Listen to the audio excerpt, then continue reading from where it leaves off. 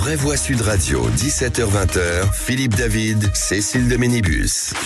On vous souhaite la bienvenue dans cette belle journée de solidarité avec Philippe David. C'est le retour des vraies voix. On est lundi. Comment ça va, Philippe David ? Ça va très bien, Cécile. Et j'ai un scoop à vous donner et un pari à vous faire. Ah, très bien. Alors, vous avez vu qui est à Cannes. Bon, à part les acteurs et les actrices. Kylian Mbappé et Ousmane Dembélé. Oui. Et j'ai eu René Chiche qui m'a appelé, qui m'a dit: Philippe, j'ai croisé Kylian, qui m'a dit: vous êtes le plus grand journaliste de l'histoire. Je vous supplie de m'interviewer. Donc, à mon avis, vendredi, quand il va nous faire le débrief du Festival de Cannes, on risque d'entendre parler de Kylian Mbappé s'adressant à René Chiche. Vous croyez pas ? Ah bah écoutez, j'espère. Ça nous fera Philippe un peu Bilger, de... vous en pensez quoi ? Je pense Il viendra que pas pour rien comme ça. Ça n'est pas une information qu'on aura. Non, Et pourquoi ? non. Parce que René C'est pas Chiche crédible. a tendance, malgré son immense talent, à nous vendre des choses qui sont des illusions. Et Kylian Mbappé a autre chose à faire. C'est le témoin de Jéhovah de la radio. En tout cas, ce qu'il y a de magnifique, ma chère Cécile, Oui. c'est que malgré les dépressions dont nous parle tout le temps Rémi André, on parvient à garder une bonne humeur constante. Absolument, absolument. Et aujourd'hui, je le disais, journée de solidarité. Philippe David, il fallait qu'il y en ait un des deux qui soit pas payé. Bon, on a choisi. C'est vous, voilà. C'est Le dindon de la farce vous salue. Voilà. En tout cas, on vous souhaite la bienvenue. 0826 300 300 avec Aude qui est au standard et qu'on salue bien entendu. Et on salue notre jeune réalisatrice Marie et qui va faire un travail formidable et qu'on embrasse d'avance. Allez, au sommaire de cette émission à 17h30, la Nouvelle-Calédonie reste en proie au blocage malgré les renforts déployés par l'État sur place. L'aéroport de Nouméa va rester fermé aux vols commerciaux et au moins jusqu'à jeudi. Ce matin, le criminologue qu'on en appelait à former un conseil de conciliation avec les anciens premiers ministres pour tenter de débloquer la situation. C'était Alain Bauer. Alors parlons vrai, est-ce que cette proposition vous paraît plausible vu la situation dans l'île ? Est-ce que ce serait pas plutôt à Gabriel Attal, voire même à Emmanuel Macron, de gérer le dossier ? Est-ce que l'exécutif vous semble dépassé à cette question ? Comme dit Alain Bauer, faut-il rappeler les anciens premiers ministres pour ramener le calme en Nouvelle-Calédonie ? Vous dites non à 68%. Vous voulez réagir ? Et elle est là en ce jour de solidarité. Aude attend vos appels au 0826 300 300. Et Henri Veil sera avec nous, journaliste qui a couvert les événements en Nouvelle-Calédonie en 84 et 1990. Et puis à 18h30, le Parti socialiste saisit l'Arcom, le régulateur des médias, contre le débat Attal-Bardella prévu ce jeudi soir sur France 2. En Italie, un débat similaire avait été annulé par souci d'équité par les autres listes. L'Arcom a déjà adressé un courrier à France Télévisions pour lui demander de veiller à un accès équitable à l'antenne. Alors parlons vrai, le débat est-il confisqué par Renaissance et le RN ? Comprenez-vous le courroux des autres listes, Raphaël Glucksmann et Olivier Faure s'étant exprimés sur le sujet ? Est-ce que les règles de l'Arcom ne posent pas notamment question sur le pluralisme, certaines petites listes étant totalement absentes ? Et à cette question, le débat Attal-Bardella doit-il être annulé pour des raisons d'équité de traitement des listes ? Vous dites oui à 62%. Vous voulez réagir ? Le 0826 300 300. Et une spécialiste qui a travaillé au CSA, Françoise Laborde, sera avec nous, journaliste, ancienne membre de ce Conseil supérieur de l'audiovisuel, devenu aujourd'hui l'Arcom. On vous souhaite la bienvenue, c'est les vraies voix jusqu'à 19h. Les Vraies Voix Sud Radio. Avec notre Philippe Bilger qui est avec nous pour cette belle journée. Le Bonjour, plus Philippe. grand avocat général de l'histoire. Ouais. Non, arrêtez. Non, mais c'est vrai. Même les. Oui, mais Oui, mais non. à force de faire dans l'hyperbole, quand vous direz du bien de moi, on ne vous croira plus. Mais on ne nous croit déjà plus. Hein. Bah non. Vous allez voir tout à l'heure. Tom Conan est avec nous, auteur Bonsoir. de Pollution publié chez Albin Michel. Bonsoir Tom. Bonsoir Tom. Je suis très heureux d'être là, Eh ben, et nous de aussi. pouvoir revoir tous ces visages assez familiers, enfin la plupart d'entre eux en tout cas. Ouais. Et Bernard Cohen-Haddad, président de la CPME Paris et du think tank Étienne Marcel et auteur de ce livre L'avenir appartient aux PME, publié chez Duno. Bonjour. Bonjour. mon Bonsoir, cher. les vraies voix, et Comme- merci pour l'invitation. Vous êtes Avec beau, grand dites plaisir. donc. Qu'est-ce que vous êtes Bah oui, élégant. vous êtes J'essaie très de beau. me tenir au niveau de Philippe Bilger. Ah oui, C'est ça, le ça. retour, Bernard. Ah ben, je vais à la télé, alors tourne la cravate. Ouais, c'est fou. Mais vous êtes très élégant. Je vous Même remercie, la dernière fois. C'est toujours mon avocat C'est préféré. la raison pour laquelle vous êtes de retour. C'est vrai que tellement tiré à 4 épingles, moi, ça me donne presque envie de mettre une cravate de temps en temps. La prochaine fois, Tom. Oui, mais cravate avec rien d'autre. Oui. C'est ça. C'est ça, ça Sinon- c'est une suggestion. Mais pour vous, ce serait dommage. On devrait avoir le droit de suggérer à Cécile certaines tenues. Ouais. Vous Philippe pouvez Bilger, toujours. allez-y, hein. On Vous pouvez, parlait de la vous pouvez plus toujours- belle de Brigitte Lahaie tout à l'heure, Bernard l'a remarqué. Là, ça devient scabreux. Là. Ça va, allez, Si vous saviez ce qu'il a dit avec le flop Prigent vendredi. Est-ce que vous voulez, comme à l'époque, qu'on mette un carré blanc dans cette émission, donc vous savez, interdit au moins de 14 ans. Ce serait triste. Ouais, ce serait triste. Allez, Gérald est avec nous d'Auxerre. Bonsoir Gérald. Bonsoir Gérald. Bonsoir. Comment ça va Gérald? Je suis ravi parce qu'il a plu toute la journée. Ah bah, On sent votre bonheur. en même temps, Ouais, tout à fait. à Auxerre. Bonjour à toute l'équipe. Hein. Ouais. Bah oui. Gérald, vous allez nous parler de quoi dans un instant? Alors, la question que je me pose, est-ce que la Seine est polluée ou pas? Bah, c'est la question que tout le monde se pose. On en parle dans un instant, vous bougez pas, on écoute notre répondeur au 0826 300 300, c'est Jean-Louis de Chartres. Oui, bonjour. À propos de ce qui se passe en Calédonie, il faut pas négocier avec les émeutiers kanaks qui ont saccagé cette très belle île. C'est pas un caillou, c'est un territoire immense qui fait 400 km de long. Donc, ils vont encore négocier nos politicards avec ces gens-là, qui vont encore obtenir un peu plus d'avantages, et puis finalement l'indépendance. Donc, on abandonne tout en France, comme toujours. Il n'y a pas à négocier, on négocie pas. Il faut envoyer le 11e choc, l'armée qui va calmer tout le monde, hein, parce que c'est toujours les commerçants qui sont saccagés. Donc, il n'y a rien de politique là-dedans, c'est du pillage. C'est des moins que rien. Voilà. Alors, le 11e choc, c'est une des unités qui avait pris d'assaut la grotte d'Ouvéa en 1988, qui a été dissous en 93. C'est dur, mais est-ce que certains parlent d'ailleurs, font le parallèle avec la guerre d'Algérie déjà, notamment Alain Bauer, on a parlé ce matin. Oui, est-ce que ça vous paraît, vous qui avez vécu cette époque, Philippe Bilger, cohérent? En tout cas, ce qui me frappe, c'est que depuis l'état d'urgence, on a du mal à rétablir l'ordre. Hein. Ça ne s'arrête pas. Même la route principale n'est pas complètement dégagée, mais je ne veux pas... On va reparler certainement un peu de la Nouvelle-Calédonie. Bah oui, à 17h30. Donc je vais garder mes arguments pour lui. précieux pour tout à l'heure. Bernard, Pour contredire oui. Bernard, Mais non, mon éventuellement. cher Philippe, moi je suis né en Algérie française, donc j'ai bien connu ça comme vous. Et j'espère que ça se terminera pas pareil. Ouais, Tom Conan. moi, effectivement, j'ai l'impression qu'il y a comme une espèce de confusion dans l'esprit de pas mal de gens. Les gens savent plus trop à quoi ça correspond, quel est le statut de Nouvelle-Calédonie, pourquoi est-ce qu'il y a effectivement des contestations aujourd'hui aussi virulentes, et quels sont les pouvoirs de la police, disons, de métropole, si j'ose dire, dans la situation présente. C'est pour ça que c'est un sujet très intéressant. Allez, dans un instant, on en parlera bien entendu, mais en attendant, on est avec Gérald d'Auxerre. Gérald. Oui. Alors cette scène, 1,4 milliard Je crois que ça coûtait 1,4 milliard, c'est le coût de la tentative de nettoyage. pour pouvoir s'y baigner. On est à 2 mois des JO. C'est ça, oui, fin juillet, oui, on est à 2 mois, oui. Est-ce que vous voulez faire un petit plouf, Gérald? C'est une excellente question, cher Cécile. Déjà, j'ai beaucoup aimé. C'est la tentative de dépolluer la Seine. Donc, faut pas quand même, faut pas prendre les gens pour des idiots. La Seine, elle est polluée depuis des années. Je crois que c'était Jacques Chirac déjà qui avait promis qu'il baignerait dedans. Oui, Là, absolument. Là, c'est Emmanuel Macron qui dit je vais plonger. Par contre, s'il plonge dedans, il va fondre tellement qu'elle est polluée. Donc, c'est quand même important de se dire qu'avec les inondations, la faune déjà, elle est bien touchée. Mais de plus, vous avez les égouts, vous avez tout ce qui est ramassé avec justement ces inondations. Et c'est impossible. Et c'est comme si vous me disiez je vais dépolluer l'Atlantique. Voilà, donc on dit n'importe quoi, je pense.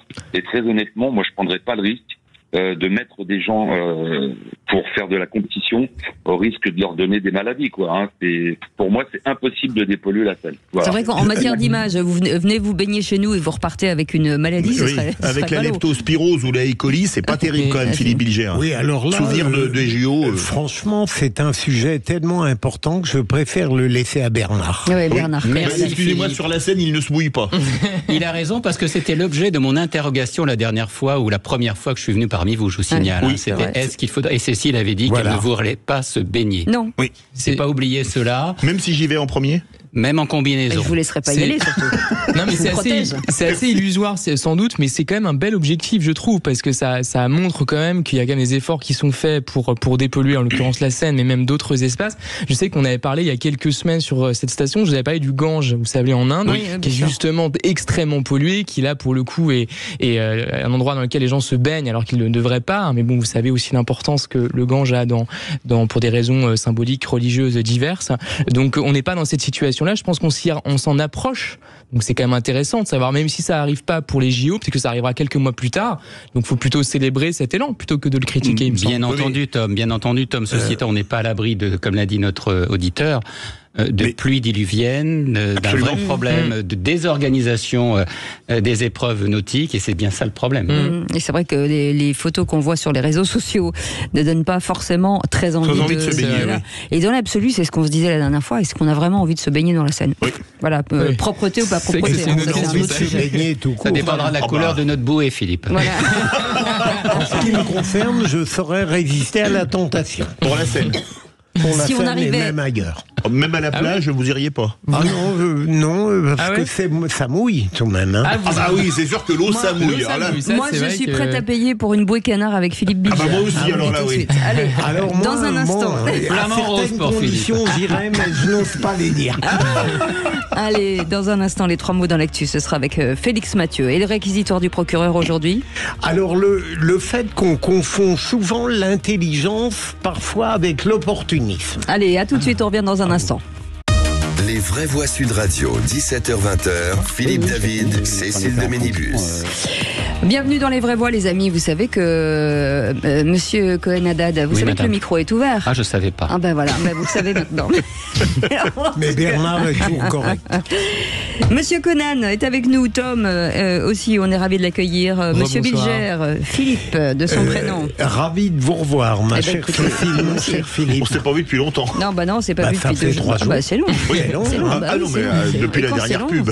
Et j'ai senti une pauvreté intellectuelle autour de moi depuis que Philippe n'était plus là. Voilà, on embrasse votre bien famille en attendant. Allez, les 3 mots dans l'actu avec Félix Mathieu. Dans un instant, on parle de quoi? De la disparition de l'ancien maire emblématique de Marseille, Jean-Claude Gaudin, de la disparition également du président iranien, lui dans un crash d'hélicoptère. La République islamique l'a confirmé aujourd'hui.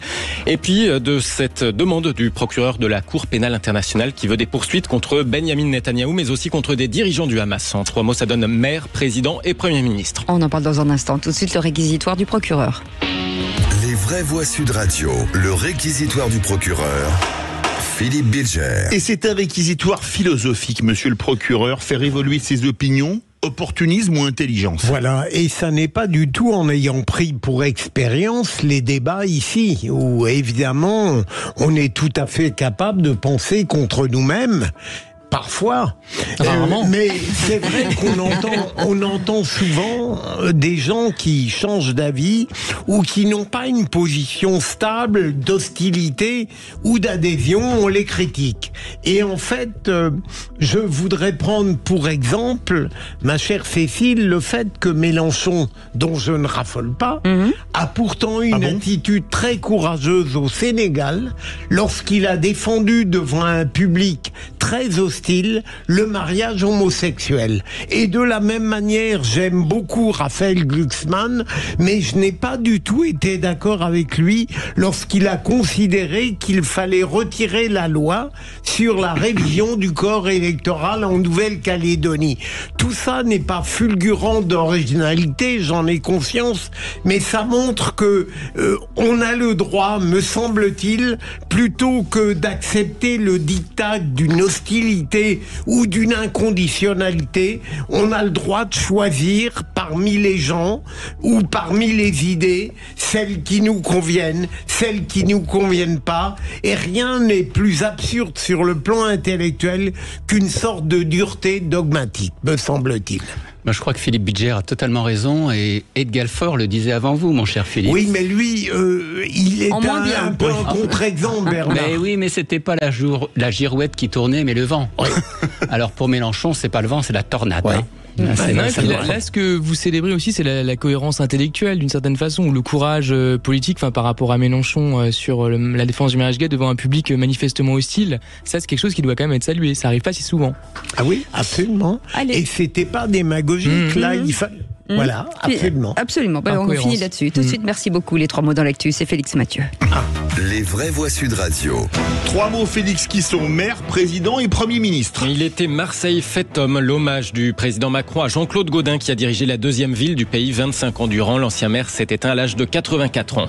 L'Iran confirme aujourd'hui la mort de son président et numéro 2 du régime dans un crash d'hélicoptère. Ebrahim Raïssi était l'un des favoris pour devenir guide suprême.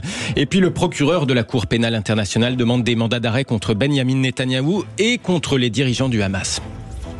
Nul ne peut arrêter l'horloge du temps.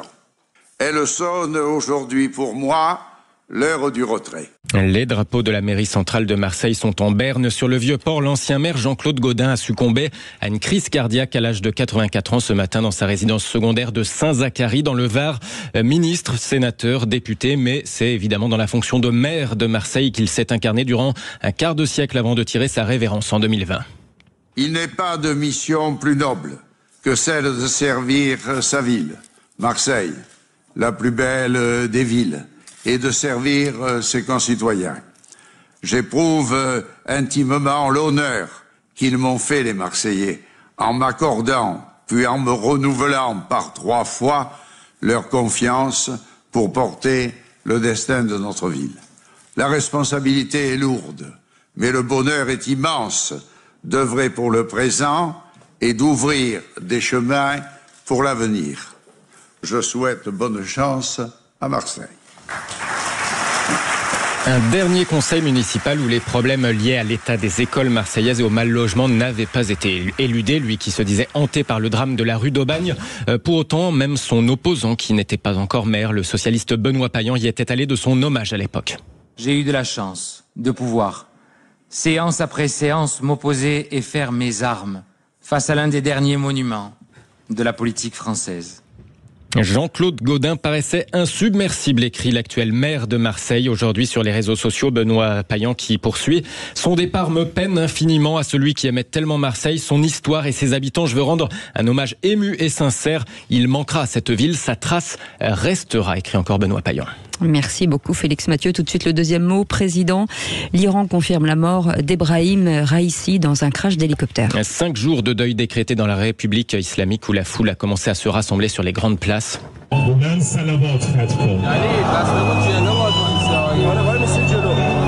Le président Ebrahim Raïssi est mort dans un accident d'hélicoptère avec son ministre des Affaires étrangères 3 ans après son arrivée au pouvoir. Numéro 2 du régime, cet ultra-conservateur était considéré comme l'un des favoris pour succéder au guide suprême Ali Khamenei. Nous avons été attristés en apprenant la nouvelle. Notre président était un très bon leader, que Dieu le bénisse, réagissent des habitants comme ici Nabi à Téhéran. Même la France et l'Union européenne ont présenté des condoléances au régime iranien, mais les hommages évidemment les plus appuyés viennent des alliés du régime iranien comme le Hamas ou bien la Russie où Vladimir Poutine salue un ami de son pays, un homme politique remarquable selon le président russe. Philippe Bilger. Il faut respecter quelques secondes de décence, même à l'égard de quelqu'un que je n'aime pas politiquement, idéologiquement, mais c'est un homme qui a eu un rôle, on peut le dire, lamentable, plus que ça, avec la manière dont il a fait exécuter un nombre de gens en Iran. Oui, non, mais je voulais quand même dire sur Gaudin, si on peut. Non, mais on va en parler, on aura tout à l'heure. On aura Renaud Muselier, donc c'est pour ça. Non, mais là, je n'ai pas de choses à ajouter là. Troisième mot, peut-être, Philippe. Troisième mot, Premier ministre, le procureur de la Cour pénale internationale demande des mandats d'arrêt contre Benyamin Netanyahou, mais aussi contre des dirigeants du Hamas. Oui, le procureur de la CPI réclame ces mandats d'arrêt contre le Premier ministre israélien et contre les dirigeants du Hamas pour des crimes de guerre et des crimes contre l'humanité présumés commis dans la bande de Gaza. Prise de position sont condamnés de part et d'autre. Le ministre israélien des Affaires étrangères dénonce une décision scandaleuse, un déshonneur historique pour la cour basée à La Haye. Le Hamas également condamne, je cite, fermement cette demande de la CPI. Est-ce que la CPI a pas des indignations à géométrie variable? Parce qu'à ce que je sache, elle a jamais demandé de compte pour les Ouïghours à Xi Jinping, elle a jamais demandé de compte à d'autres dictateurs. C'est pas la première fois, mon cher Philippe David, que ce type d'organisation internationale se trompe de combat. Moi, ce que je demande prioritairement, c'est le retour des otages et en bonne santé pour ceux qui sont encore en vie. Non, mais en tout cas, je suis tout à fait d'accord sur le fait que ce soit à géométrie variable. C'est tout le problème, quand même. La légitimité de ces instances-là n'est pas à mettre en cause en soi, mais leur ligne éditoriale, sachant que certains pays sont protégés. Les États-Unis peuvent faire ce qu'ils veulent, ils n'enverront personne à la CPI. C'est pour ça que c'est très tout le monde mauvais. aux personnes. Oui, elle ne se saisit pas d'initiative, la CPI. Faut pas l'oublier. C'est quand même très politique par essence, quoi. Donc, Allez, dans un instant, le grand débat du jour. Les émeutes en Nouvelle-Calédonie, le criminologue Alain Bauer appelle à former un conseil avec les anciens premiers ministres pour tenter de débloquer la situation, tandis qu'Emmanuel Macron convoque un nouveau conseil de défense ce soir à 18h30. Alors parlons vrai, est-ce que cette votre proposition vous paraît plausible vu la situation dans l'île? Est-ce que ce serait pas plutôt à Gabriel Attal, le Premier ministre, ou à Emmanuel Macron, le chef de l'État, de gérer le dossier? Est-ce que l'exécutif ne vous semble pas dépassé vu la situation? Et à cette question, comme dit Alain Bauer, faut-il rappeler les anciens premiers ministres pour ramener le calme en Nouvelle-Calédonie? Vous dites non à 68%. Vous voulez réagir? Aude attend vos appels au 0826 300 300. Et Henri Veil est avec nous, journaliste qui a couvert les événements en Nouvelle-Calédonie en 84 et 1990 avec son blog Ainsi va le monde, blogspot.com. Bonjour, merci d'être avec nous en direct. Petite question, vu le contenu de la loi, est-ce que finalement les violences étaient inévitables? Écoutez, moi je vous répondrai de la manière suivante et j'utilise la formule qui a été utilisée également hier par un élu du gouvernement territorial. La paix n'est pas une option, mais c'est un devoir. Allez, on en parle dans un instant. Vous voulez réagir? 0826 300 300, vous êtes les bienvenus jusqu'à 19h. Les vraies voix Sud Radio, 17h-20h, Philippe David, Cécile de Ménibus.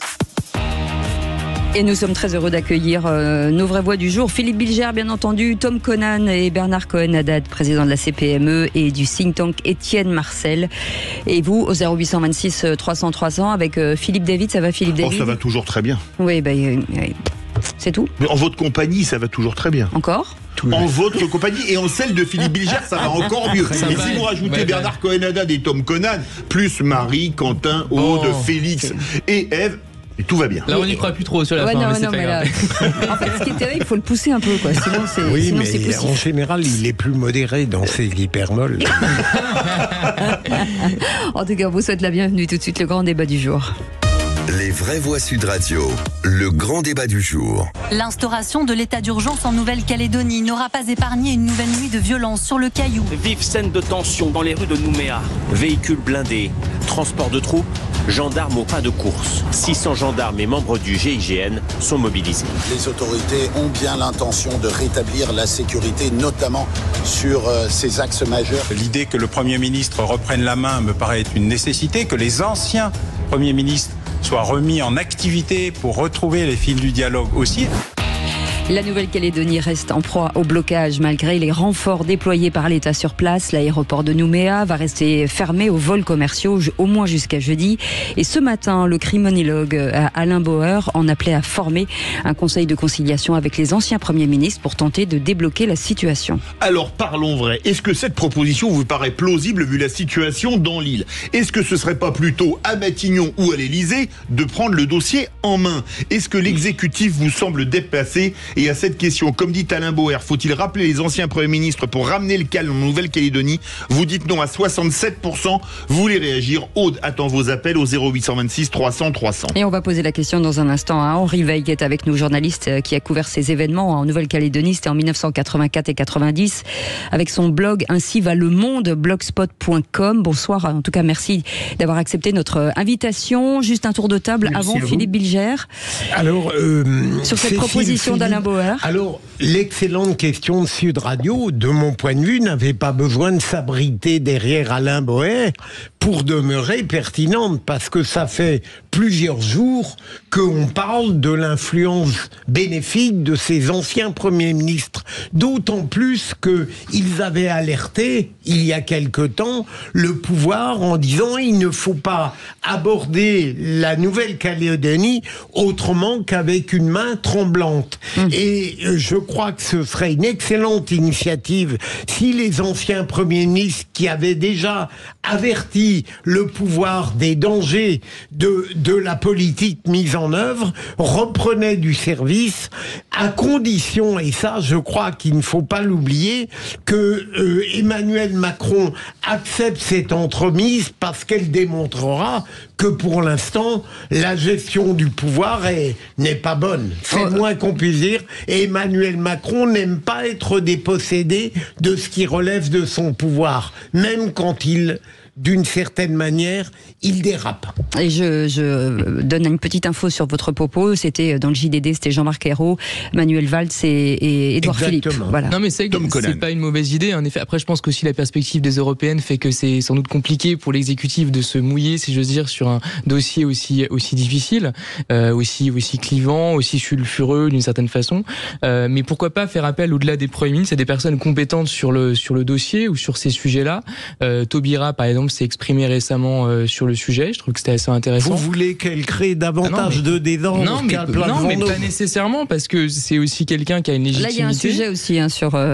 J'ai vu que Benoît Hamon la soutenait également. C'est aussi quelqu'un qui a quand même été. Non, mais il a quand même été ministre. Il a quand même. Il a des responsabilités importantes aujourd'hui en matière de politique migratoire dans une organisation qui s'appelle Singa, je crois bien. Voilà. Donc c'est aussi toutes ces personnes qui peuvent aussi pas forcément être appelées directement, en tout cas, mais être sollicitées pour qu'on puisse écouter leur voix. Bernard Cohen-Haddad. Moi, j'apprécie beaucoup Alain Boer. Il a souvent une vision de long terme, mais je me demande quand même si c'est la bonne solution. Pourquoi ? Parce que on a évoqué aussi une mission de conciliation du président Larcher et de Yael Braun-Pivet. On a évoqué que le président de la République s'abriterait derrière Gabriel Attal. Moi, je suis plutôt pour une mission d'experts sans agenda politique. Je trouve que les premiers ministres ont un agenda politique, peuvent avoir aussi un avenir politique. Et surtout une mission comme ça a été fait du temps de Michel Rocard sur place, dépaysé. Et je pense que ce serait préférable avec des grands sages, y compris Philippe Bilger, parce qu'il pourrait en faire partie. Mais je n'aurais pas de préjugés, en tout cas. Ni d'agenda politique, mon cher Philippe. On ne sait pas. Henri Veil, vous êtes journaliste, vous avez couvert les événements de Nouvelle-Calédonie de 84, les premiers événements. Vous avez même écrit un livre qui n'est plus disponible sur la grotte d'Ouvéa. Et vous publiez également un blog, Ainsi va le monde, blogspot.com. Est-ce qu'on est revenu 40 ans en arrière, 1984-2024, avec les violences aujourd'hui en Nouvelle-Calédonie ? Non, pas du tout. Il faut pas comparer deux dates. Ce n'est pas les mêmes choses. Le seul élément qui est commun, parce qu'en 84 c'était déjà patent, c'est le corps électoral et sa composition. Mais je voudrais juste avant de poursuivre répondre à monsieur qui disait tout à l'heure qu'il faudrait un certain nombre de politiques qui pourraient être potentiellement dans cette mission du dialogue. Vous savez, moi j'ai lu beaucoup de déclarations d'hommes politiques métropolitains qui se servent de la situation calédonienne pour nourrir leur récit. Et ça me peine assez parce que ça ne nous fait absolument pas progresser. Et c'est des gens qui ne connaissent pas la situation en Calédonie. Parce que pour parler de la Calédonie, il faut au minimum la connaître. Et c'est une situation complexe. Il faut également avoir un certain nombre de repères culturels pour comprendre la Calédonie. Je crois que je vais faire une deuxième citation. Hier, l'archevêque de Nouméa, dans son homélie, a dit ceci: l'île la plus proche du paradis, c'est un élément qu'on utilise beaucoup en termes touristiques pour la Calédonie. L'île la plus proche du paradis est aujourd'hui la plus proche de l'enfer. Eh bien, c'est exactement ça. Aujourd'hui, sur le terrain, on assiste à des émeutes, bien entendu, sur lesquelles il faut trouver la solution la plus consensuelle possible, mais la Chambre de commerce et d'industrie de Nouvelle-Calédonie chiffre à 200 millions de dégâts, à 1500 emplois perdus. Donc, quelle sera la solution? Je l'ignore. Est-ce que ce sont des anciens premiers ministres? Est-ce que c'est une mission du dialogue? C'est pas le problème. Le problème, c'est trouver la solution. Philippe Bilger veut réagir. Je voudrais vous demander, à la suite de lectures récentes, certains affirment que ce qui se passe en Nouvelle-Calédonie n'a rien à voir avec la contestation de la loi sur le changement du corps électoral, mais presque avec un racisme anti-blanc, une détestation. Est-ce que c'est votre avis ou non? Henri Veil. Écoutez, moi je ne suis pas aussi certain qu'il y ait un racisme anti-blanc aussi patent que ça. Il est possible dans certains strates. Je crois que le point le plus important, vous savez, il y a eu une migration des Kanaks, qui représente 42% de la population de Nouvelle-Calédonie, 270 000 habitants, des aires coutumières ou en tout cas des tribus vers la ville, c'est-à-dire Nouméa. Et là, je crois que le problème le plus important, c'est la désocialisation d'un certain nombre de personnes. Vous savez, chez les jeunes, si on prend une statistique de l'INSEE, alors qui s'appelle en Calédonie l'ISEE, on estime que en 2019, qu'il y avait 54% des jeunes d'origine européenne qui avaient un bac+2. Eh bien, le chiffre pour les Kanaks, c'est 8%. Je crois que cette comparaison n'en vaut pas raison, mais en tout cas fournit un certain nombre d'informations. Et je crois que le point central, il est là. Est-ce que les émeutiers ont été dirigés par les indépendantistes? Moi, je l'ignore. Est-ce que ils sont solitaires et ils ne répondent pas au mot d'ordre indépendantiste? Je l'ignore également. Ce que je sais, c'est que lorsqu'il y a des élections territoriales en Nouvelle-Calédonie, des élections régionales ici, eh bien, les jeunes ne vont pas forcément, indépendantistes ou Kanaks en tout cas, ne vont pas beaucoup voter. Mais pour le référendum, au contraire, enfin les 3 référendums qui ont eu lieu, eh bien, ils sont allés voter.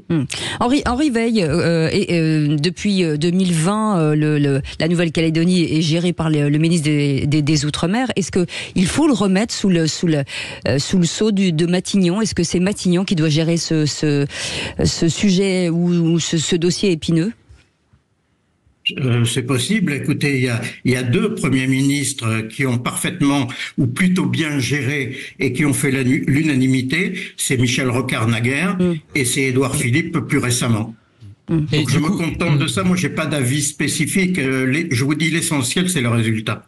Et justement, comme vous m'avez un peu probablement interpellé tout à l'heure sur mon intervention, vous, quels sont les experts ou les personnalités qui seraient pertinentes à solliciter pour avoir justement un éclairage sur la situation? Parce que là, pour l'instant, on parle de manière un peu générale, mais concrètement, pour vraiment faire en sorte qu'il puisse y avoir des solutions concrètes à suggérer à des responsables politiques, voilà, quelles seraient les personnes qui, selon vous, seraient bien placées pour cela? Permettez, je rajoute un morceau à la question. Vous dites oui pour Édouard Philippe, mais Hérault et Valls, ils sont bons aussi pour ce dossier?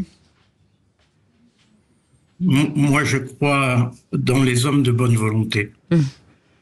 C'est un peu vague. Mais donc, vous dites Édouard Philippe, oui, mais c'est absolument. Alors, si vous invitez un et pas l'autre, est-ce qu'il faut composer une mission du dialogue? Je vous donne une indication. En 1988, la mission du dialogue était conduite par le préfet à l'époque, Christian Blanc. Oui. Il avait auprès de lui un magistrat, Philippe Bilger, ancien directeur général de la police nationale. Il y avait le président de la Fédération protestante de France. Il y avait un chanoine et il y avait un préfet qui s'appelle Pierre Steinmetz. Voilà quelle était sa composition. Alors, Pierre Bilger, il a donné quelques pistes tout à l'heure. Je le rejoins. Philippe Bilger. C'est mon frère, ça me touche beaucoup. Non, mais ça envoie un drôle de message, justement, d'aller rechercher dans l'ancienne garde pour essayer de gérer un dossier vis-à-vis du gouvernement. C'est étrange, non ? Est-ce que ça leur donne pas aux Calédoniens, ou en tout cas aux Kanaks, une force un peu supplémentaire en disant finalement ils savent pas nous gérer ? Ouais, mais vous savez, c'est à moi, je présume que vous avez posé la question. Bien sûr. Vous savez, il y a quelque chose qui est assez étonnant, parce que je reviens un peu sur les déclarations que l'on a pu lire ce week-end ou entendre, etc. Votre question est tout à fait intéressante. Il faut savoir qu'en Calédonie, en Nouvelle-Calédonie, le gouvernement territorial est dirigé par des indépendantistes, le congrès du territoire est dirigé par des indépendantistes, et 2 des 3 provinces sont dirigées par des indépendantistes. Donc, effectivement, il y a une co-responsabilité dans la gestion du dossier, et cette co-responsabilité, il ne faut surtout pas l'ignorer. Bernard Cohen-Haddad, et après on part au 0826 300 oui, 300. C'est pour Henri Veil. On a quand même des référendums qui ont été très clairs. On a des référendums qui ne veulent pas l'indépendance. Est-ce qu'on peut continuer à ne pas appliquer une loi ? C'est ça un petit peu ma question. Et je comprends bien ce que vous avez dit, Henri Veil, sur la désocialisation, sur la paupérisation des populations kanaks, sur leur manque d'illettrisme, en tout cas leur illettrisme, leur capacité à ne pas être parmi l'élite de l'île. Mais est-ce que enfin on peut appliquer la loi de la République dans un territoire quand même qui est la France ? Henri Veil, rapidement. Oui, vous allez loin quand vous parlez d'illettrisme, mais ce qui est un fait, c'est que les 2 premiers référendums 2020-2021 ont dit oui à la République, à la poursuite dans l'ensemble français, à 56,3% et 53,4% la deuxième fois. La troisième fois, effectivement, à l'époque du Covid, les Kanaks n'ont pas souhaité participer, à juste titre ou pas du tout. Ça, c'est une vraie question, et à partir de là, les problèmes 30 ans après les accords de Matignon ou d'Inno et les accords de Nouméa, eh bien, la situation a dérapé. On part au 0826 300 300, notre vraie voix du jour. Gérald d'Auxerre, qu'est-ce que vous en pensez ? Est-ce que pour vous, ce serait une bonne chose de faire revenir 3 anciens premiers ministres, Jean-Marc Ayrault, Manuel Valls et Édouard Philippe, pour faire messieurs bons offices en Nouvelle-Calédonie ? Je suis très partagé, dans le sens où, moi, si on devait rappeler, je dirais, des anciens ministres, moi, j'en vois qu'un seul, Jean-Marc Ayrault. Parce qu'il faut quelqu'un, je dirais, qui soit posé, mais qui soit aussi ferme dans cette décision. Maintenant, attention, j'ai un avis de métropolitain. Ce qui me dérange beaucoup, c'est que le gouvernement, encore une fois, se désolidarise d'une situation qu'il ne peut pas gérer. C'est clair, c'est net et c'est précis. On a deux personnages, Monsieur Macron et Monsieur Attal, qui sont très jeunes et pour moi n'ont pas les capacités de gérer un dossier aussi brûlant. Et c'est bien pour ça que ils sont en train de prendre un recul tellement énorme que c'est ça qui me gêne beaucoup. Maintenant, moi je voyais que Jean-Marc Ayrault. Valls, il est beaucoup trop violent et c'est quelqu'un qui ne tient pas la route dans le sens où il est, je dirais, toujours dans l'agressivité. Bon, et puis par le reste, Michel Rocard, il est peut-être un petit peu dépassé. Mais surtout, il est décédé. Il a un handicap insurmontable. Non, mais c'est pour ça que je sais bien qu'il est décédé. C'est pour ça que les anciens, comme on dit, on fait pas du vieux, enfin, on fait pas du neuf avec du vieux. Maintenant, moi, ce gouvernement me gêne beaucoup, dans le sens où là, la violence, elle est complètement dépassée dans ce pays. La Nouvelle-Calédonie, ça a toujours été quelque chose sous pression, on va dire. Et là, on continue, je dirais, d'attiser la flamme, parce que Monsieur Macron, à part envoyer des renforts, ou Monsieur Attal, d'envoyer des renforts pour, je dirais, augmenter encore cette violence, moi, je suis complètement halluciné. Allez, vous restez avec nous. Gérald. Henri Veil, en tout cas, merci pour cette forme d'espoir hein, quand vous évoquez ce dossier. Merci en tout cas pour votre expertise. Henri Veil, je rappelle, journaliste qui a couvert ces événements en Nouvelle-Calédonie entre 1984 et 90. Et votre blog que je vous incite à aller visiter. Ainsi va le monde, blogspot.com. Merci mille fois d'avoir été avec nous. Merci à vous.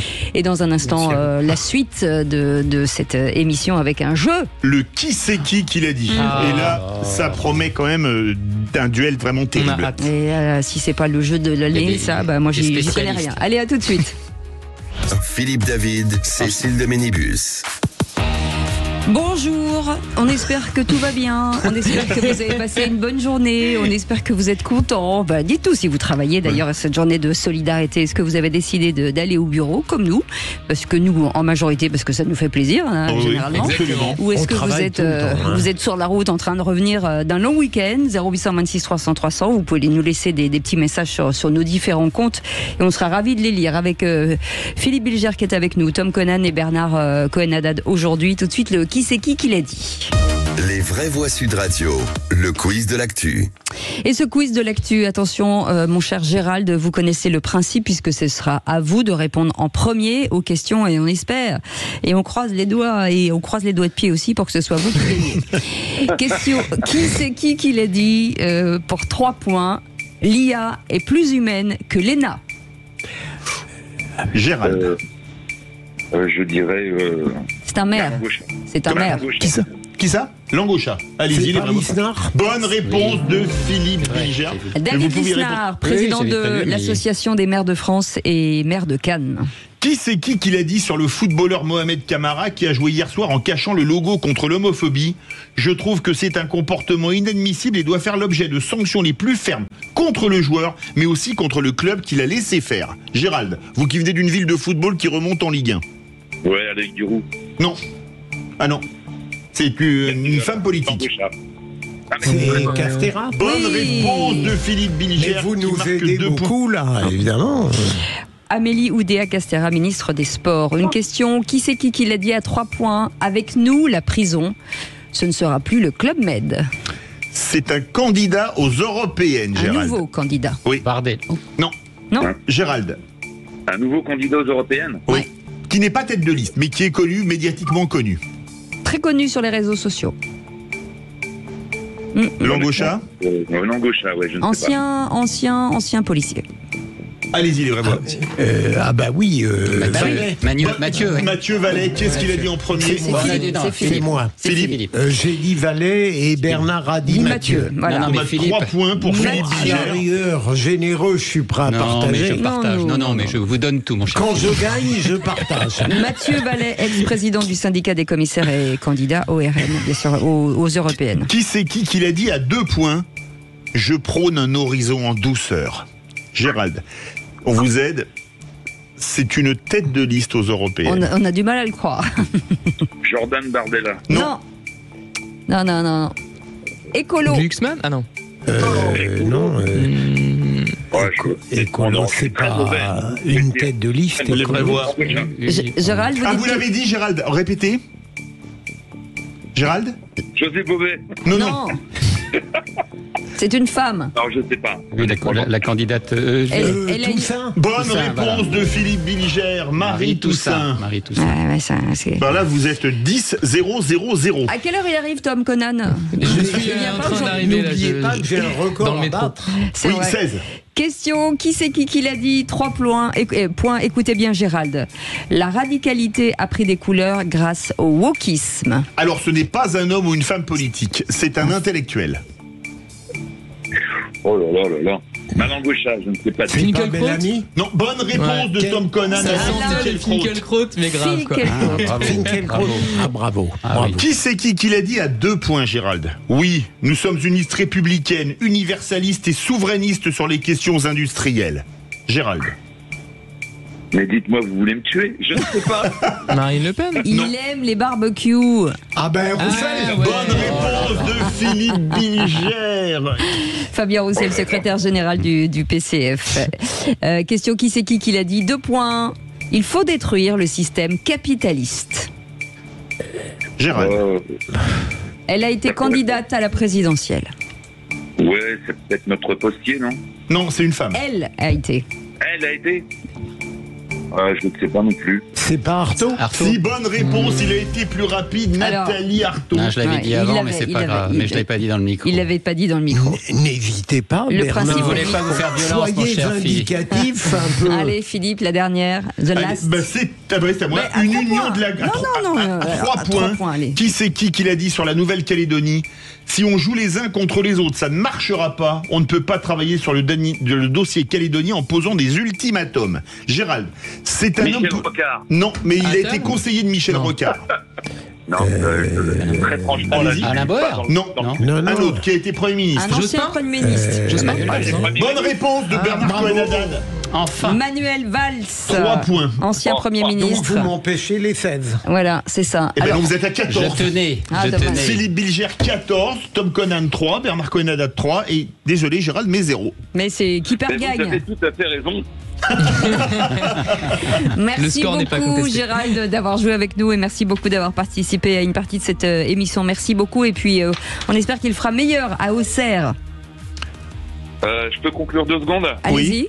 Je vous remercie d'avoir pris mon appel. Et puis, j'aime beaucoup vos sujets, mais vos questions, je les aime pas, là. On sent le dépit de la défaite là.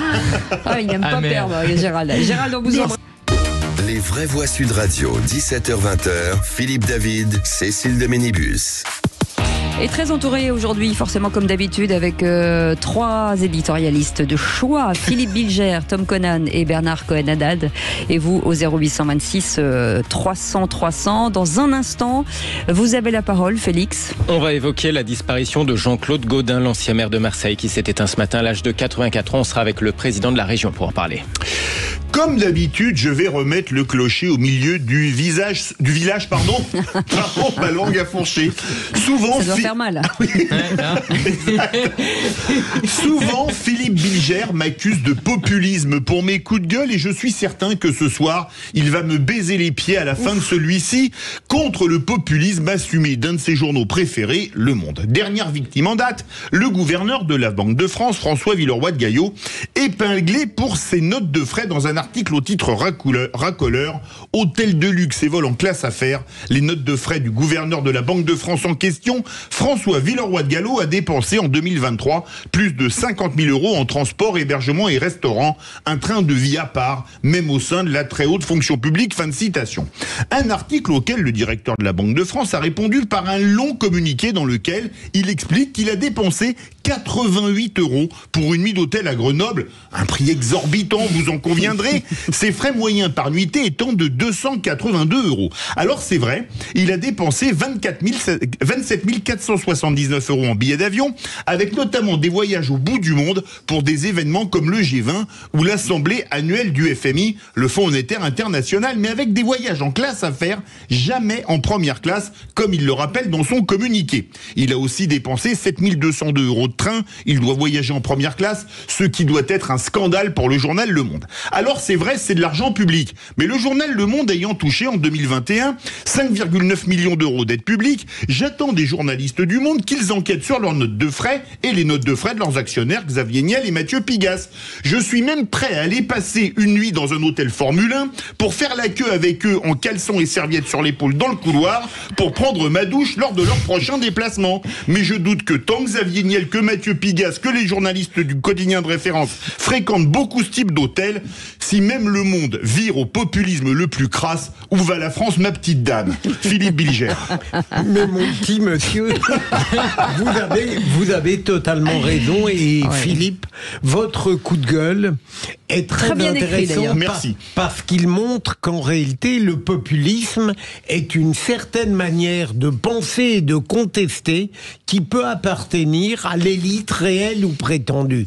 Et le populisme ne dépend pas forcément de la catégorie où on se trouve. Mais le monde, en effet, parfois est populiste. Bernard Cohen-Haddad. Bravo Philippe pour ce moment d'humour. Bravo aussi pour cette justice à François Villeroy de Gaillot qui n'est vraiment pas quelqu'un, Bah, c'est je le sûr. dis, non mais qui a vraiment un souci des deniers publics et qui se déplace beaucoup, c'est quand même un gouverneur de banque centrale, ne l'oublions pas, et il fait beaucoup de choses sur le terrain. La nuitée à Grenoble était chère.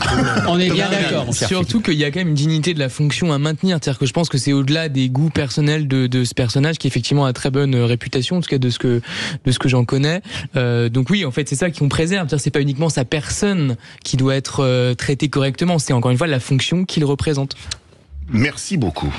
Félix Mathieu, vous avez la parole. Vous nous emmenez à Marseille, je crois. Marseille, où l'ancien maire Jean-Claude Gaudin s'est éteint à l'âge de 84 ans. Il avait dirigé la cité phocéenne durant 25 ans, de 1995 à 2020.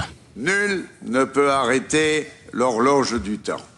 Elle sonne aujourd'hui pour moi l'heure du retrait. Jean-Claude Gaudin avait aussi été notamment sénateur, député, président de la région, ou bien encore ministre de la ville dans le gouvernement Juppé de sa ville. Sa passion, il avait l'accent, la fièvre, la fraternité, écrit le président Macron en annonçant la nouvelle. Pour cette ville, cet enfant de Mazargues s'était hissé au plus haut poste de la République qu'il a servi, écrit encore le chef de l'État. Pour en parler, nous sommes en ligne avec le président de la région Sud, Provence-Alpes-Côte d'Azur, qui fut aussi longtemps son premier adjoint. Bonsoir Renaud Muselier. Bonsoir. Et merci d'être avec nous dans Les Vraies Voix sur Sud Radio. Que ressentez-vous ce soir ? Ce matin, c'est une immense tristesse.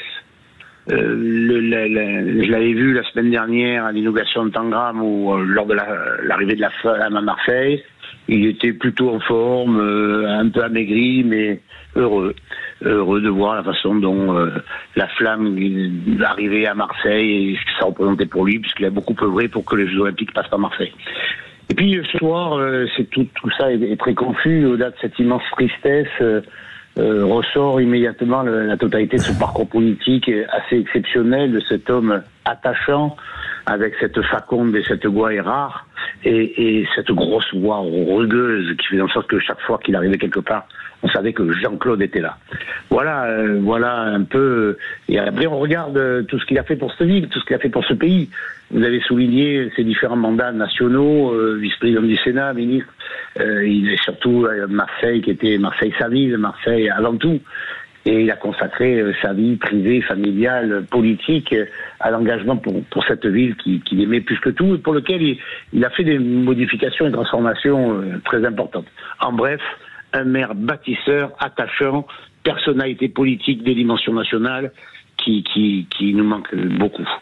Monsieur le Président, est-ce que Jean-Claude Gaudin était l'un des derniers représentants d'une classe politique qui n'existe plus aujourd'hui, c'est-à-dire une sorte de personnalité pour laquelle la politique était tout et l'attachement à sa ville quasiment exclusif?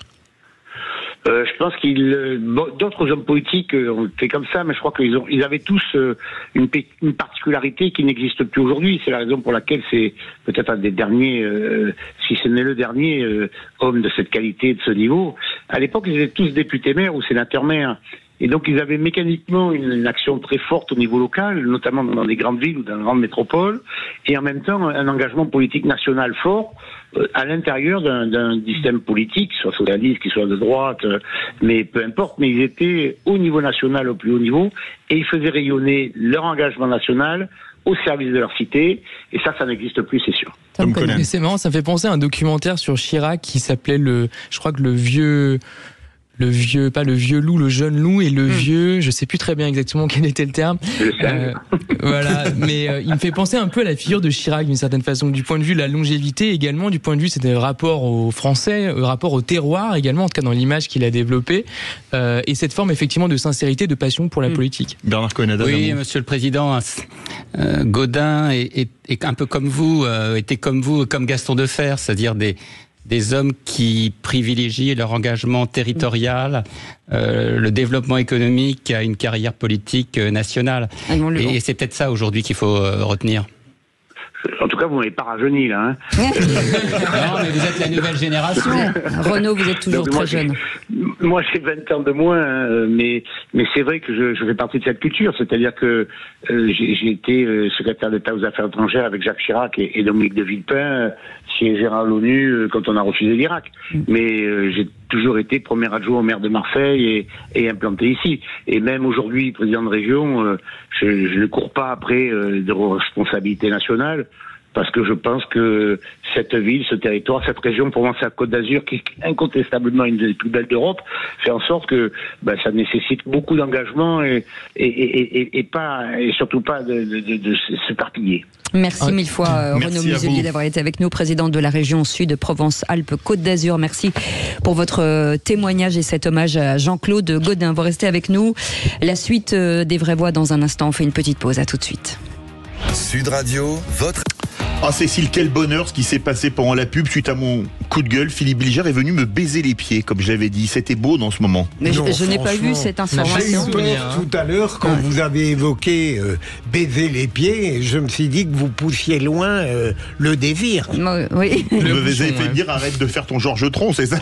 Oui, parce que franchement, vous laissez croire que j'ai des pratiques tout de même assez discutables. Il n'y a rien de discutable. Hein. De vous baiser les pieds, ça relève de la pathologie. Je dirais pas discutable, je dirais dégoûtante. Mes pieds sont propres. Plus ça, le mot juste. Ça relèverait d'une forme de pathologie de ma part, ce qui est impossible. Moi qui suis la normalité. Non mais tout ça parce que à un moment donné, Philippe Bilger a trouvé que ce que vous aviez écrit était pas mal. Ça est tout de suite la tête qui gonfle. L'hyperbole. Ça, on ne peut pas vous dire que... Bon bref, en tout cas, on est ravis de vous accueillir. Le 0826 300 300, vous voulez réagir, bien entendu, puisque l'émission, elle est pour vous, avec Philippe Bilger, Tom Conan et Bernard Cohen-Haddad. Et 0826 300 300, Aude vous attend au standard. Allez, tout de suite, le tour de table de l'actu des vraies voix. Oh, dites, je vais envoyer les actualités. Vous venez les voir dans la cabine? Je vais vous raconter une histoire pas banale. Et vous me racontez pas votre petite journée? On a assez perdu de temps comme ça. Le tour de table. De l'actualité. Et Philippe Bilger, vos tours de table concernent la nomination d'Emmanuel Kessler à la tête de la chaîne parlementaire. Oui, j'ai pris la peine, en fait, de manière très anticipée, puisque je vous ai envoyé mon point de vue il y a 3 jours. Donc, 2 jours, samedi. Quasiment. Et j'ai été intéressé par le fait que la présidente de l'Assemblée nationale avait la charge de nommer le président de la LCP à la télévision. Et contrairement à l'habitude, elle n'a pas désigné celui qui avait obtenu le plus grand nombre de voix de la part du comité de sélection composé de députés, mais elle a choisi Emmanuel Kessler au détriment donc d'une femme talentueuse qui s'appelle Brigitte Boucher. J'ai cru comprendre qu'on reprochait à Brigitte Boucher d'avoir fait jouer un peu trop le groupe de pression des députés qui l'adoraient, les avait sollicités pour qu'ils interviennent, et en définitive ça n'a pas plu, et c'est lui donc qui est nommé, et les députés ont mal pris cela dans la mesure où ils ont eu l'impression qu'on ne tenait pas compte au fond de ce comité de sélection qui était chargé de valider ou non. Il est vrai qu'on avait déjà connu le même cas de figure avec le regretté Gérard Leclerc qui avait été élu au détriment d'un autre. Mais du coup, si je comprends bien, c'est un comité consultatif, c'est ça? Voilà. L'avis n'est pas obligatoire. En général, ceci dit, voilà. Emmanuel Kessler est quand même un très bon professionnel. Il est très très valable, son parcours l'atteste. Oui, je crois qu'Emmanuel Kessler a beaucoup de qualités. Mon cher Philippe, il a été président de Public Sénat, et puis, ne l'oublions pas, il a fait la postface de mon ouvrage, et ça, c'est quand même prioritaire. Ça, effectivement, rien pour ça suffirait. Mais si je l'avais su avant... Je ne voulais pas vous le dire. Mais Bernard, vous savez que la France s'est arrêtée là. Mais complètement. C'est pas vrai. C'est pour le levier d'influence est là. Quand oui. Si j'avais su, je crois que je vous aurais caressé le dos quand vous êtes arrivé. Attendez, c'est pas pire que me baiser les pieds pour Bilger. Non, c'est moins pire. Imaginez que vous ayez eu la préface de Philippe David, là, j'aurais pas pu revenir. D'Emmanuel Kessler. C'était 2 honneurs supplémentaires. Non mais là, c'est une postface. Là, vous étiez nobelisable. Postface. Et Tom Conan, puisque vous avez pris la parole, le cinéma. Oui, alors effectivement, vous savez, c'est le Festival de Cannes. On entame la 2e semaine. Bon, on n'y est pas physiquement parlant, mais on va essayer de l'être par la voix. Donc en fait, ce qui m'a intéressé, c'est normalement le film de Jacques Audiard, le nouveau film de Jacques Audiard, qui est assez étonnant. Vous savez, c'est cet réalisateur réalisateur très important, qui a un parcours fantastique, mais qui a notamment fait Un Prophète. Moi, c'est un film qui m'avait beaucoup frappé il y a quelques années, avec Tahar Rahim notamment, qui a eu beaucoup de récompenses. Donc là, en l'occurrence, le film qui est présenté, c'est un film qui s'appelle Emilia Pérez, dont le pitch, si vous voulez, est assez intéressant, parce que c'est l'histoire de Rita, qui est une avocate et qui est surexploitée, qui travaille énormément et qui va en réalité rencontrer un chef de la pègre au Mexique, donc mexicaine, qui s'appelle Manitas. Donc elle va un peu l'aider à se retirer des affaires, mais surtout, et c'est ça vraiment l'aspect très intéressant de ce film, à faire une transition, parce qu'en fait c'est ce chef du cartel mexicain veut faire une transition et veut devenir la femme qu'il a toujours rêvé d'être. Donc c'est évidemment assez déroutant, mais c'est un film, moi j'ai pas eu l'honneur de voir, mais j'ai eu pas mal d'extraits, j'ai lu beaucoup de choses là-dessus. L'actrice qui incarne donc cette personne trans, c'est Carla Sofia Gascon, qui est elle-même une personne trans, et qui a mené cette transition relativement tardivement, à 46 ans. Donc il y a quelques années, là aujourd'hui 52 ans, et surtout ce qui est intéressant dans l'anecdote, parce que je ne vais pas non plus déflorer le pitch trop loin, c'est que au début, Audiard ne voulait pas choisir cette personne trans, pour interpréter les deux rôles, à la fois donc le personnage avant transition et après transition. Et finalement, elle a beaucoup insisté, donc Carla Sofia Gascon, et finalement elle joue bien les deux rôles, les deux personnages. Donc je trouve que c'est quand même une performance là qui est assez intéressant. C'est une comédie musicale, je précise, donc sur la forme c'est aussi quelque chose qui est très neuf et qui me semble être je crois la première comédie musicale de Jacques Audiard en tout cas. Donc en tout cas voilà, ça a vraiment enthousiasmé la critique, ça a été diffusé présenté samedi à Cannes, et aussi pour ceux qui sont sensibles aux questions de représentation, de représentativité des personnes trans, il se trouve que c'est quand même quelque chose de fort, et d'ailleurs l'actrice en a vraiment s'en est exprimée à l'occasion de la conférence de presse. Donc voilà, il y a plusieurs dimensions dans ce film qui méritent de le voir. Et pressenti pour la Palme ? En tout cas, oui, potentiellement, on sait qu'il y a pas mal de facettes de ce film qui le rendent vraiment unique. Ouais. Allez, j'irai le voir. Vous irez le voir ? J'irai le voir, même si, pardon, mon cher Tom, ça n'est pas généralement ce thème de sujet résiduel qui me passionne. Mais bon, on peut faire de l'universel dès lors qu'un cinéaste a beaucoup de talent, ce qui est son cas. Allez, vous restez avec nous dans un instant, Bernard Cohen-Haddad, vous reviendrez sur la démocratie représentative. On en parle dans un instant, on fait une petite pause. À tout de suite. Les vraies voix Sud Radio, 17h-20h, Philippe David, Cécile de Ménibus. On vous souhaite la bienvenue si vous venez de nous rejoindre avec Philippe David tous les jours de 17h à 19h. Les vraies voix avec Philippe Bilger. J'ai bon. Mais c'est parfait. Mais j'ai bon. Oui, bravo. Bravo. Et vous ne l'avez pas dit avec un air d'accablement. Ou alors c'était bien intégré. C'est donc qu'elle joue très bien la comédie. Comment j'aurais pu le faire ? En ce qui vous concerne. J'aurais pu le faire comme ça. Bienvenue dans les vraies voix. Voilà. Il y a Philippe David, il y a Philippe Bilger. Voilà. Les deux autres, on s'en fout. Au minimum. Vous auriez pu jouer dans le film de Jacques Audiard. Alors ça. Je suis tellement contente. Enfin bref. Tom Conan est avec nous et Bernard Cohen-Haddad. Allez, c'est la suite du tour de table de l'actu de nos vraies voix. Bernard Cohen-Haddad, c'est à vous. Le pestacle. Oui, mais un sujet beaucoup moins gai, Cécile. Bien entendu. Et bien entendu sur la situation de Nouvelle-Calédonie, avec une citation de Goethe qui m'interpelle. Faut-il préférer l'injustice au désordre ? Mon cher Philippe. Et donc, bien entendu, est-ce qu'il faut maintenir ce gel du corps électoral sur un territoire qui est français ? Parce que vous le savez, l'accord, depuis un certain nombre d'années, fait que seul un certain nombre de publics peuvent voter, de citoyens peuvent voter en Nouvelle-Calédonie, et ceux qui sont non nés sur le sol depuis 1995 ne peuvent pas voter, même s'ils contribuent à la vie économique, même s'ils contribuent à vivre dans cette île. Donc c'est ça mon interrogation. Est-ce qu'on peut continuer en démocratie représentative à faire en sorte qu'un homme ne soit pas une voix ? C'est vrai qu'un homme, une voix, ça a quand même été une phrase forte dans certains pays. On a l'impression qu'en Nouvelle-Calédonie, c'est pas le cas, Philippe Bilger. C'est vrai, mais puis-je, comme Bernard, quand vous aurez le temps ce soir, allez voir exactement la formule de Goethe. Les simplifier. Elle est beaucoup plus complexe que ça. Mais vous êtes brillant même quand vous citez Goethe imparfaitement. Je l'ai simplifié pour nos auditeurs. Bien sûr, pour nous. Merci. Qu'on peut prononcer pour Tom et moi. Mais qu'on peut prononcer Goethe pour faire un peu plus snob. Mais effectivement, oui, comme on peut dire Nietzsche aussi. Voilà, exactement. Mais effectivement, c'est un point très... Philippe, ouais. C'est sileux. Et c'est un point très intéressant effectivement que vous soulevez. Et moi, ça me rappelle d'ailleurs des cours effectivement sur cette un peu anomalie inconstitutionnelle, ce gel effectivement du corps électoral qui pose encore question. Est-ce que c'est constitutionnel d'ailleurs, puisque justement c'est quand même un régime qui est vraiment ad hoc. Et en effet, ça pose question sur la légitimité ensuite du vote issu d'un corps électoral qui est réduit à portion congrue de cette manière-là, et surtout pour des raisons, pour des motifs qui sont juridiquement inégalitaires. Mmh.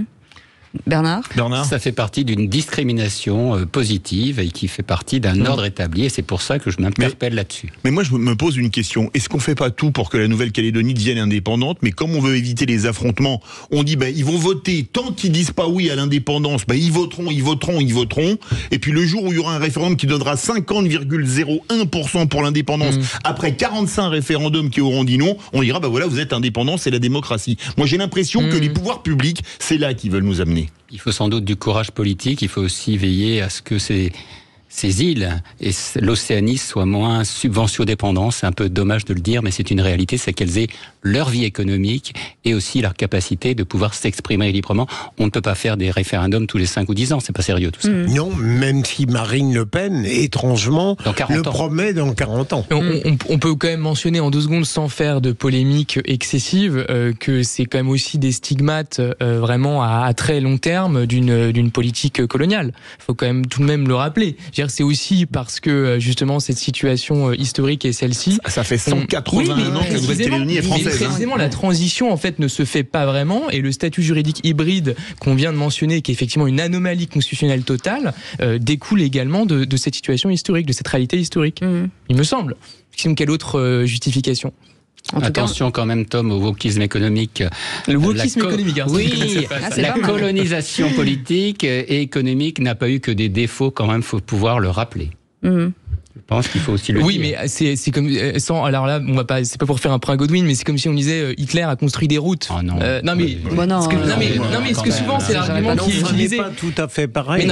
Mais c'est pour ça que je ne fais pas de comparaison. Mais ce que je veux dire, c'est que n'importe quelle politique, fût-elle désastreuse, peut avoir des bons aspects. Prenez Staline. Il y avait une politique en faveur de la culture qui était bonne. C'est pas pour cette raison qu'il faut justifier le stalinisme. Non, mais dans le sens, je suis sûr que Shostakovich a fait de belle musique, mais je prendrais pas Staline comme un modèle culturel. Où le prolétariat pouvait accéder par exemple à l'opéra, etc., ce qui n'est pas le cas dans d'autres régimes politiques. Non, mais ce que je veux dire, c'est que de manière générale, le pire peut parfois engendrer le meilleur dans certaines zones, dans certains domaines spécifiques. Ça n'enlève absolument pas le problème qui vicie d'une certaine façon. Parce que pour vous, ce qu'on a apporté à la Nouvelle-Calédonie, c'est le pire. Une politique coloniale par essence me semble toujours négative. Aujourd'hui encore, selon vous ? Non, absolument pas. Je dis que c'est des stigmates. C'est des stigmates à très long terme. Disons qu'on le paye, ou en tout cas ces personnes, plus exactement, parce qu'on n'est pas vraiment concerné directement, le payent à très long terme. C'est ça que je veux dire. C'est une transition qui ne se fait jamais, qui ne se termine jamais. Alors, j'ai bien fait le danger, c'est que précisément aujourd'hui, on l'évoquait tout à l'heure avec le journaliste, c'est que les jeunes qui se révoltent, qui y a à la fois probablement des causes économiques de déclassement, mais surtout une haine absolue. Je l'ai lu par ailleurs, des gens m'en ont parlé. Ça n'est pas du tout la loi sur la recomposition du corps électoral. Ils s'en fichent, ils ne la connaissent même pas. C'est la montée collective d'une détestation de la France. De l'autre.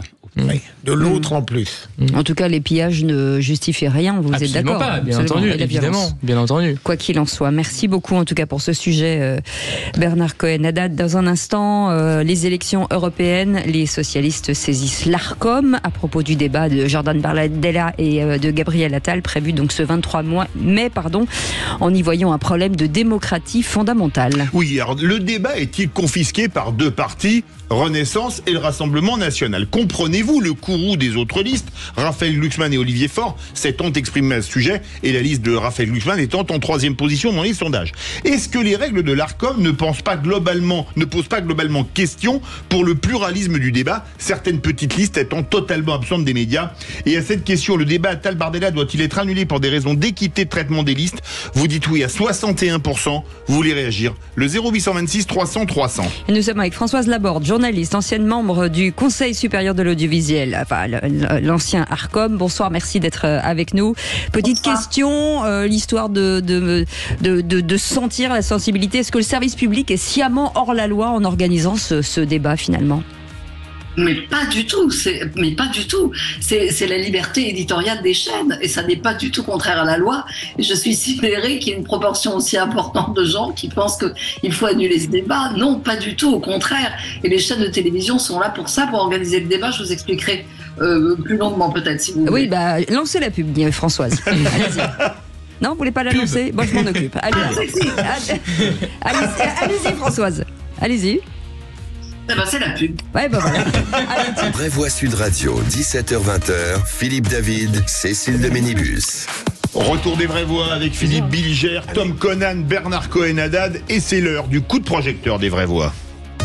Les vraies voix Sud Radio, le coup de projecteur des vraies voix. Débat en direct entre le Premier ministre Gabriel Attal et Jordan Bardella, tête de liste du Rassemblement national. Un débat qui fait débat. Le moment fort cette semaine, c'est ce débat qui opposera Gabriel Attal à Jordan Bardella. Alors ce débat, Arlette, il est contesté, notamment par la gauche. Vous allez saisir l'Arcom? Oui. Olivier Faure qui a saisi l'Arcom, l'autorité de régulation de l'audiovisuel. Ce débat, selon lui, donc pose un problème démocratique fondamental. Et le Parti socialiste saisit l'Arcom, le régulateur des médias, contre le débat Attal-Bardella prévu ce jeudi soir sur France 2. En Italie, pour rappel, un débat similaire avait été annulé par souci d'équité pour les autres listes et l'Arcom a déjà adressé d'ailleurs un courrier à France Télévisions pour lui demander de veiller à un accès équitable à l'antenne. Alors parlons vrai, est-ce que le débat n'est pas confisqué par le Rassemblement national et par Renaissance? Comprenez-vous le courroux des autres listes? On a vu les réactions de Raphaël Glucksmann et d'Olivier Faure. Est-ce que les règles de l'Arcom ne posent pas globalement question pour le pluralisme des débats quand on voit que certaines petites listes sont totalement absentes des médias? Et à cette question, le débat Attal-Bardella doit-il être annulé pour des raisons d'équité de traitement des listes? Vous dites oui à 61%, vous voulez réagir? Le 0826 300 300. Et Françoise Laborde est avec nous, journaliste et ancien membre du Conseil supérieur de l'audiovisuel. Merci Françoise Laborde d'avoir accepté notre invitation. Philippe Bilger, ce débat, est-ce qu'il vous gêne? Il ne me gêne pas du tout et je me place modestement sous l'égide de Françoise Laborde qui connaît parfaitement le sujet. Je veux dire, à partir du moment où ce débat va être organisé et où l'Arcom a indiqué à la chaîne que forcément il faudra d'une certaine manière rétablir un temps d'égalité avec les autres candidats, je ne vois pas où la difficulté se présente, à moins qu'on considère que la contestation vienne du fait qui est évident que, en réalité, la chaîne, derrière sa liberté éditoriale, fait un choix politique puisqu'elle met en évidence, pour l'instant, les deux premiers dans les enquêtes d'opinion. Et donc, Olivier Faure... un qui n'est pas candidat. Absolument. Olivier Faure peut dire... Voilà, en réalité, aujourd'hui, on considère que Glucksmann n'existe pas dans le débat central puisqu'on prend Valérie Hayet, Attal et Bardella. Bernard Cohen-Haddad. Oui, moi je partage ce qui a été dit par Philippe. Je peux rajouter quelque chose. Allez-y, Françoise. J'ajoute que alors non seulement les chaînes sont dans leur liberté éditoriale totale, mais c'est une jurisprudence constante de ce qui était le CSA validé par le Conseil d'État. En 1995, c'est Canal+ qui avait organisé un débat à l'occasion de municipal entre Bertrand Delanoë et Philippe Seguin, et Jean Tibéri à l'époque avait dit « et moi, pourquoi je suis pas là ?» Et le Conseil d'État... C'est pour la ville de Paris. Le choix de Canal de faire participer simplement Seguin et Delanoë, et c'est ce que dit l'Arcom. Il y a en effet deux candidats, un candidat et le soutien d'un autre candidat qui s'affrontent, et après il faut respecter le principe d'équité et non pas d'égalité, c'est-à-dire donner à chacun un temps de parole en fonction de sa représentativité. On n'est pas dans les élections présidentielles. Le principe d'égalité ne s'applique pas dans le cas d'espèce. Bernard Cohen-Haddad. Moi, je crois que ce qui gêne, c'est d'abord 3 points. D'abord, c'est la nouvelle génération politique, c'est-à-dire Bardella, Attal, c'est l'après-Macron, je tiens à vous le dire. Enfin, c'est moi mon sentiment, ce que j'ai. Deuxième point, c'est que, contrairement à ce qu'on nous a dit pendant des mois, on est en renationalisation des élections européennes, c'est-à-dire que l'Europe, on l'oublie. Et puis, troisièmement, ça y est, c'est reparti pour la bipolarisation de la vie politique, c'est-à-dire RN, Renaissance, ou parti, ce qu'on appelle du centre, et donc les autres n'existent plus. C'est un peu dommage. Ouais.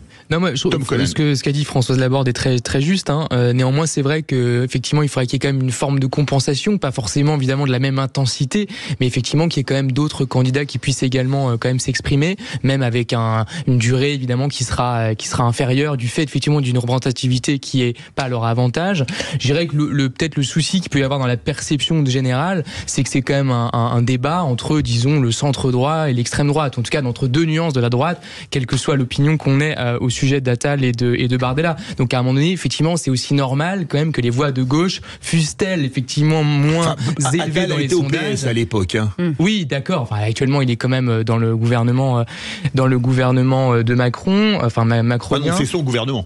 Enfin, oui, non, mais je veux dire, il est Mais donc, je trouve qu'il y a quand même un problème effectivement dans le fait que il n'y ait pas de débat de gauche, ou en tout cas qui oppose des nuances de gauche et des nuances de droite, tout simplement. Oui, Philippe Bilger. Oui, moi je suis pas persuadé qu'Attal soit au centre droit. Dans moi, sa politique, je pense qu'il y a encore beaucoup de gauche chez Macron, de mon point de vue.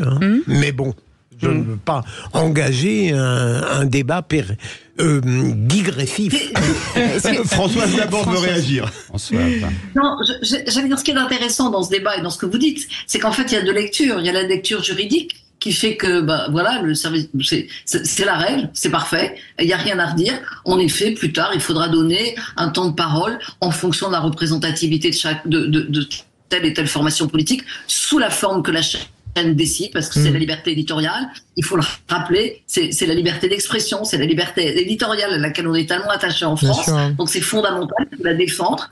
Et la chaîne décide sous quelle forme elle peut donner en effet un temps de parole supplémentaire, interview, portrait, débat, que sais-je. Mais après, il y a le coup politique.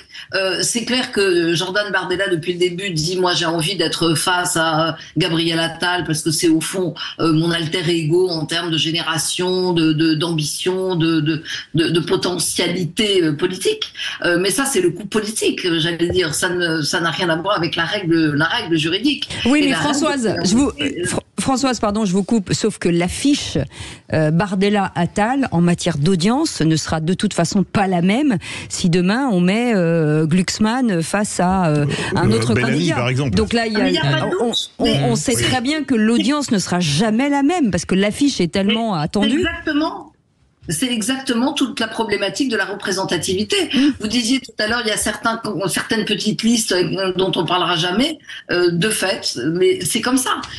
On vit en France dans un système absurde. Moi, je suis contre le calcul du temps de parole. Je trouve que c'est une folie française, c'est une folie administrative. On adore tout compter, on adore être là, mettre des boîtes, des crayons, des trucs. Tout ça est absurde. On est le seul pays au monde qui faisons des choses pareilles. Il y a peut-être la Corée du Nord qui le fait encore, et j'en suis même pas sûre.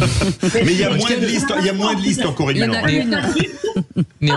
Ça n'est pas du tout démocratique de calculer le temps de parole. C'est une façon de se rassurer. C'est la classe politique qui a envie de ça. En plus, on ne calcule. Alors maintenant, on change un peu en calculant en effet le temps de parole des chroniqueurs à la télévision.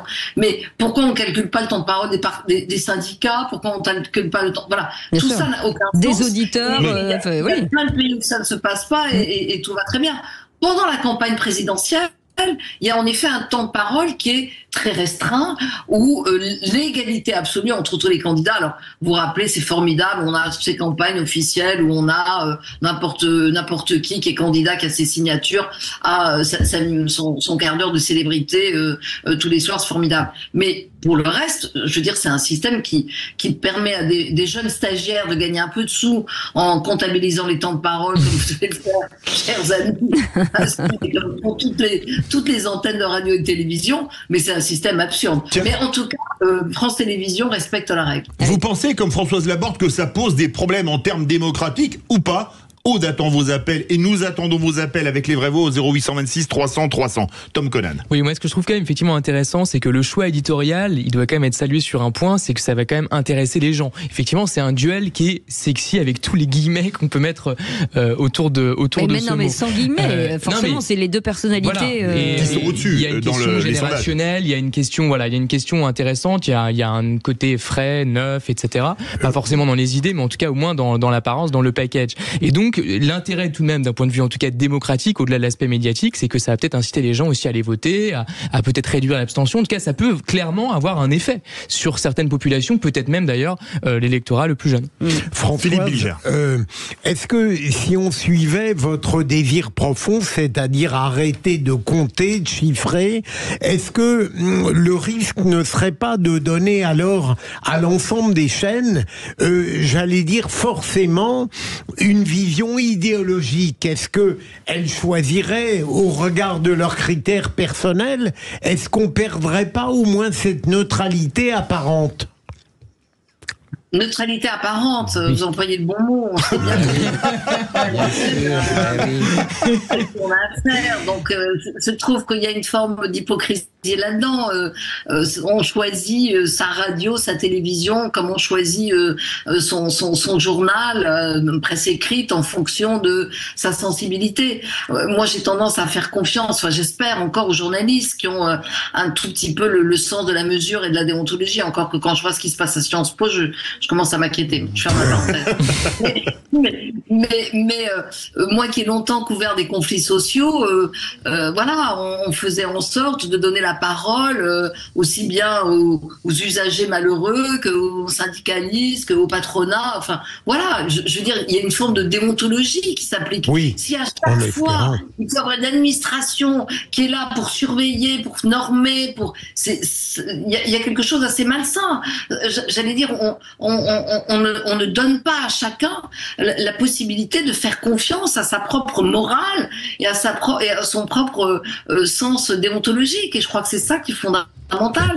Ce serait dommage de considérer que les journalistes ne sont plus capables de faire leur métier s'ils ne sont pas encadrés par des règles normatives et qui sont purement arithmétiques. Je trouve qu'il y a là quelque chose d'assez malsain. Bernard Cohen veut réagir. Oui, mais pourquoi gommer une réalité? C'est que la politique est devenue un spectacle. N'oublions pas l'ouvrage de Schwarzenberg, c'était il y a 30 ans ou 40 ans. Ouais. Ça, c'est vrai, c'est une réalité. Et puis, les deux orateurs, Bardella, Attal, font partie des 60 personnalités préférées des Français.